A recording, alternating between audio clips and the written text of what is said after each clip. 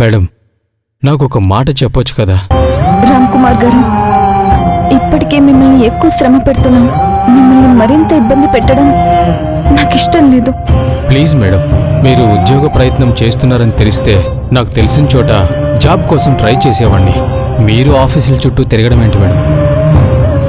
పూట గడవాలి అంటే పని చేయాలిగా. రెక్కాడితే గాని డొక్కాడని పరిస్థితి వచ్చింది కదా మీ మేడంకి. నందిని చెప్పేది నిజమా? నేను మరీ అంత ఇబ్బందికర పరిస్థితుల్లో ఏం లేను రామ్ కుమార్ గారు.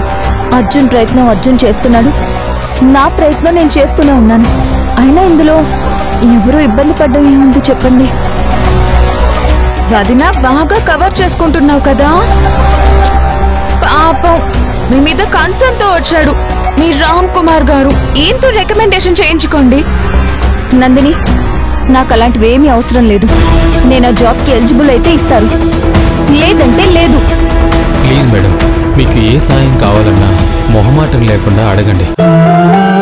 మీకు సాయం చేసేంత గొప్ప వ్యక్తిని కాలేదు, కానీ నాకు చేతనైనంత నేను చేస్తాను. సరే రామ్ కుమార్ గారు, thanks for your concern. Sir వస్తే అడిగానని చెప్పండి మేడం. భవాని, ఇది నీకోసం తీసుకో. వెళ్ళొస్తాను. బాయ్. బాయ్.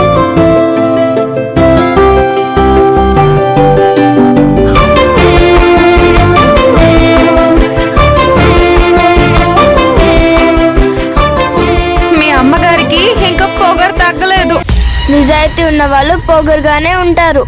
అయినా అది పొగరు కాదు, అమ్మకి ఉన్న కాన్ఫిడెన్స్. అయినా అమ్మకి నీలాగా దొంగ బుద్ధి లేదులే అత్త.